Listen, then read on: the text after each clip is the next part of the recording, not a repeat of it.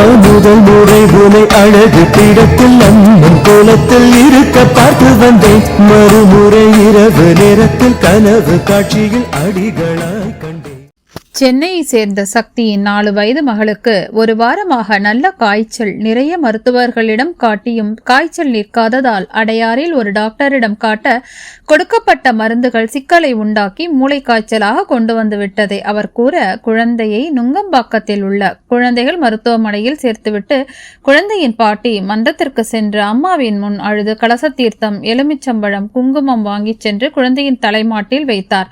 மதியம் மன்ற சக்திகள் இருவர் மருத்துவமனைக்கு சென்று குழந்தையின் உதட்டில் ஒரு சொட்டு தீர்த்தம் தடவ சொல்லிவிட்டு சென்றனர். இரவு 8 மணி அளவில் குழந்தையின் அப்பா குழந்தையின் உதட்டில் தீர்த்தம் தடவ உடனே குழந்தை கண் விழித்து பார்க்க ஓடிப்போய் டாக்டரை அழைத்து வந்து காண்பித்த போது பரிசோதித்த அவர் நினைவு வந்துவிட்டது. ஆனாலும் பக்க விளைவுகள் வரலாம், பொறுத்திருந்து பார்க்கலாம் என்று கூற, அப்போது குழந்தை தன் அப்பாவிடம், அடிகளார் சாமி கனவுல வந்தாங்க, ஆஸ்பத்திரியிலையா இருக்க, கருவறை சாமியுடன் இருட்டறையில இருந்தேன்பா என்று அதிசயமாக குழந்தை கூறியதற்கேற்றார் போல் எந்த பக்க விளைவுகளும் ஏற்படாமல் அம்மாவின் அருளால் முழுமையாக குணமடைந்து வீட்டிற்கு வந்தனர் என்றால், பக்தி குருவும் பங்கார தெய்வமாய் குழந்தையின் கனவில் சென்று நினைவை திரும்ப வைத்து மருத்துவர்கள் கூறிய எந்த பக்க விளைவுகளும் இல்லாமல் குணமளித்த பங்கார அம்மா என்ன சாதாரணமா?